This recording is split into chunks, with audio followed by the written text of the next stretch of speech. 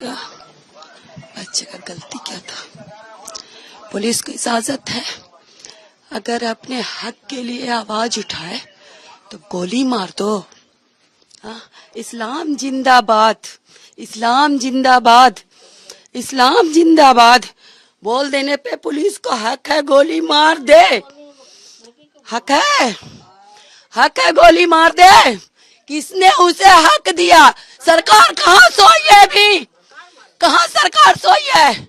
सरकार क्यों सोई है? अभी क्यों नहीं आवाज उठा रही है सरकार? इस्लाम जिंदाबाद था, इस्लाम जिंदाबाद है और इस्लाम जिंदाबाद कल भी रहेगा। इसे सरकार या दुनिया की कोई ताकत नहीं रोक सकते। साल का था नहीं रोक सकती। मेरा 16 साल का बच्चा, मेरा छोटा सा बच्चा अपने इस्लाम के लिए शहीद हुआ है। इस माँ को फक्र है, इस माँ को फक्र है। हुजूर सल्लल्लाहु अलैहि वसल्लम के लिए वो अपनी जान को दिया है, उसने शहीदी उस जगह को पाया है। मुझे कोई गम नहीं, मुझे कोई गम नहीं। उस काफिर जिसने मारा है उसे सजा मिलनी चाहिए। सरकार को ये बात एकदम सुना दीजिए आप लोग। इस माँ का दिल बहुत जल रहा है, बहुत जल रहा है इस माँ का दिल। झारखंड में 2 मुस्लिम बच्चों को गोली मार दी गई।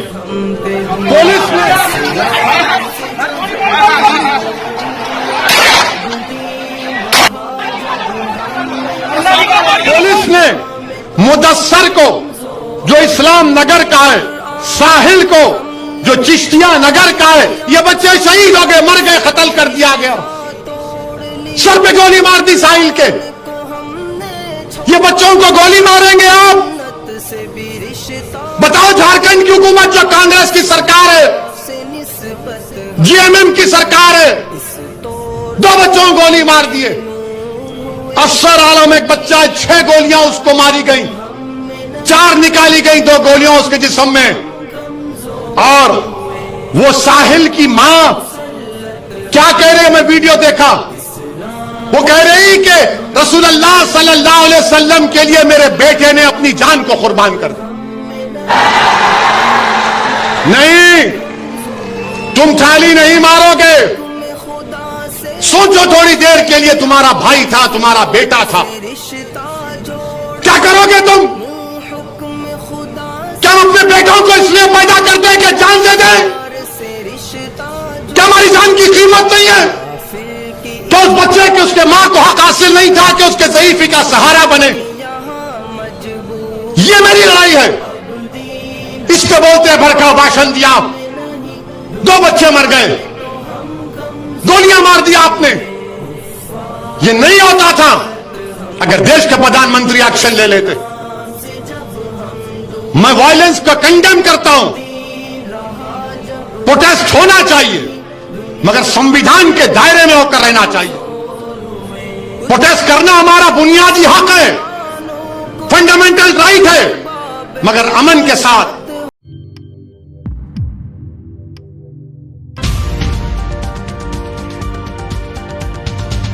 सलाम आदाब दोस्तों, मैं हूं शम्स सईद और आप देख रहे हैं न्यूज़ हर खबर आप तक।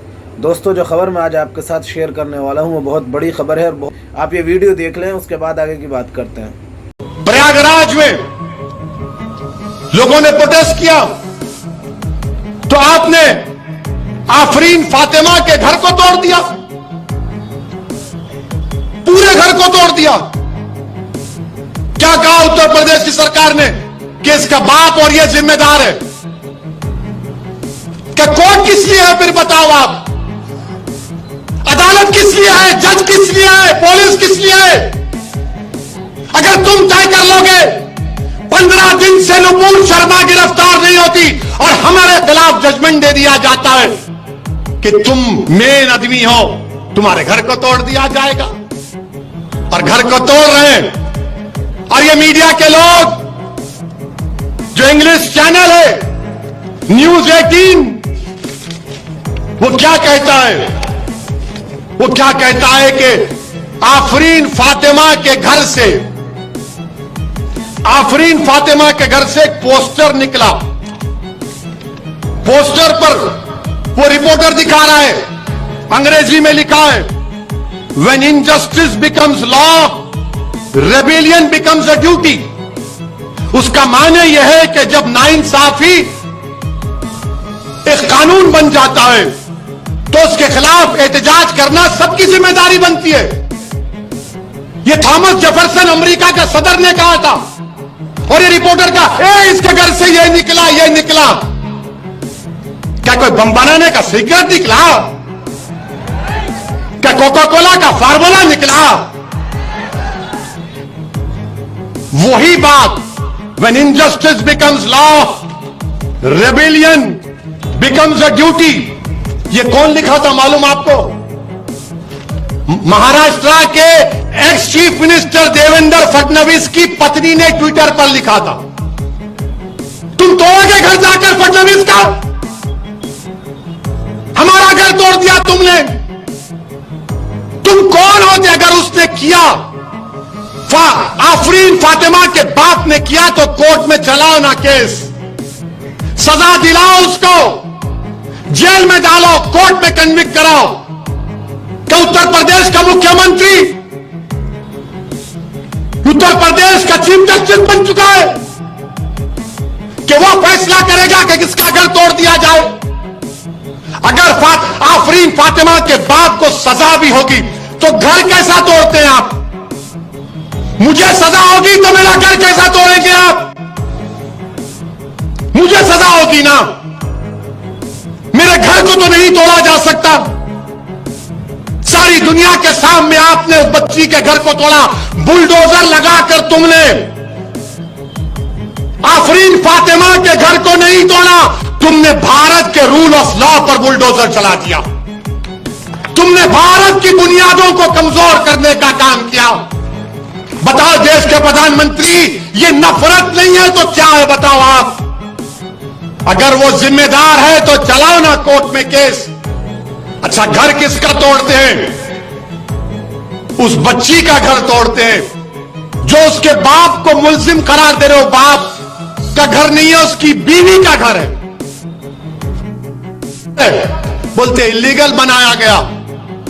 तो क्या 6 साल से यूपी में बीजेपी की सरकार सो रही थी? और आपने क्या किया? पत्थर फेंके, घर तोड़ दिया। जब भाजपा के एक मंत्री टेनी, उनका बेटा बाप की गाड़ी से 6 लोगों की जान लेता है, सुप्रीम कोर्ट उसकी बेल कैंसिल करती है, तो भाजपा के लोग अजय टेनी का घर नहीं तोड़ते, आफरीन फातिमा का घर तोड़ते। बताओ भेदभाव कौन कर रहा है? अजय का घर है तो नहीं तोड़ा जाएगा, फातिमा का घर है तो तोड़ा जाएगा। ये कौन सा इंसाफ है? ये कौन सा इंसाफ है बताओ आप? उसका नाम अजय है तो घर नहीं टूटेगा। 5 लोगों की हत्या का इल्जाम। ये सबका साथ, सबका विकास, ये ढकोसले वादे। इसीलिए मेरे अजीज दोस्तों और बुजुर्गों, इस नाइंसाफी के खिलाफ आपको आवाज उठाना है। हम देश के प्रधानमंत्री से अपील कर रहे हैं, ये बुलडोजर जो आप घरों पर चला रहे हैं, एक समुदाय के घरों पर चला रहे हैं प्रधानमंत्री, देश के संविधान को आप कमजोर कर रहे हैं। ये देश चलेगा तो संविधान से चलेगा।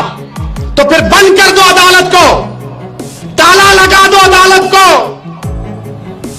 जजस्व कायदों की अदालत मत आओ, क्योंकि मुख्यमंत्री तय करेगा कौन मुल्जिम है। क्या जरूरत है अदालत की? फिर क्या जरूरत है पुलिस की कि तुम अजय के घर को नहीं तोड़ते और फातिमा के घर को तोड़ते हो? तो याद रखो, शहजादी जन्नत का वास्ता देकर कह रहा हूं, अल्लाह शहजादी जन्नत के सदक़े में जालिमों को शिकस्त देगा इंशाअल्लाह ताला। मैं तशद्दुद के खिलाफ हूं। तशद्दुद ना जनता करे और ना पुलिस करे। कोई भी वायलेंस नहीं कर सकता। अब एक बात आपको और मीडिया के जरिए कहना चाह रहा हूं, जो बात बीजेपी के नेशनल स्पोक्स पर्सन ने कही, 15 दिन हो गए, जेल को नहीं गए, अरेस्ट नहीं किया गया। अब मिसालें देकर बता रहा हूं, जो प्रधानमंत्री कहते ना सबका साथ, सबका विश्वास, सबका विकास, ये सब झूठ है। क्यों है? 27 जुलाई 2019 पीटीआई की रिपोर्ट है कि एक फहीम अजीम सिद्दीकी हैं मीरठ जिले के, उन्होंने देश के प्रधानमंत्री की फोटो को तोड़ मोड़ कर पेश किया, उनको गिरफ्तार किया गया, गद्दारी का देश के ऊपर इल्जाम लगाकर जेल को भिजाया गया। एक केस ये 2014 में एक ब्रिजेश यादव साहब हैं बलिया जिले के, 2017 में 500 की नोट जब गायब हो गई थी रातों रात, याद है ना, मोदी ने कहा गई, तो ब्रिजेश यादव ने ये अपने फेसबुक पोस्ट में लिखा, क्या लिखा कि मोदी ने कहा था कि 50 दिन दो भाइयों बहनों, कहा था ना, मीडिया वाले नाराज नहीं होना, उसने कहा 50 दिन हो गए, बताओ क्या हुआ। तो ब्रिजेश यादव को 22 दिन जेल में रखा गया। तीसरा एक कलाम, कुंडा तहसील प्रतापगढ़ जिले के, उसने फेसबुक पर लिखा कि मुगल सराय को नाम बदलकर दीनदयाल उपाध्याय क्यों बनाया जा रहा है, तो उनको जेल में डाला गया। 14 दिन जेल में थे। फिर पूरा लिख के आया हूं, 10 मई 2022 इस साल पीटीआई की रिपोर्ट, एक इरफान हुसैन है फतेहगढ़ के, उन्होंने फेसबुक में प्रधानमंत्री के बारे में अनाप शनाप लिख दिया, तो 10 मई 2022 को इरफान को जेल को डाल दिया गया। 7 जून 2022 कलकत्ता में रॉडर राव एक आदमी है गोवा में बैठकर इसने ममता बनर्जी के खिलाफ अनाप शनाप बक दिया, तो कलकत्ता की पुलिस गोवा जाकर उसको गिरफ्तार करके जेल में डालती है। 17 अगस्त 2021 मनमोहन मिश्रा चेन्नई में, यूपी की पुलिस गई कोतवाली की, तुमने मोदी के बारे में यूट्यूब में अनाप शनाप कहा, जेल में डाल दिया। फरवरी 2018 2 लोग बलिया के, मोदी जी, योगी और हिंदू भगवानों के खिलाफ अनाप शनाप बका, जेल में डाल दिया। एक जाकिर त्यागी है मुजफ्फरनगर का, इसने योगी के बारे में कोई मस्खरापन किया, उसको जेल में डाल दिया गया। जब योगी, मोदी और ममता बनर्जी पर कोई बोला जाता है तो जेल में डाल दिया जाता है। एक केस में तो 5 साल के बाद डाला गया।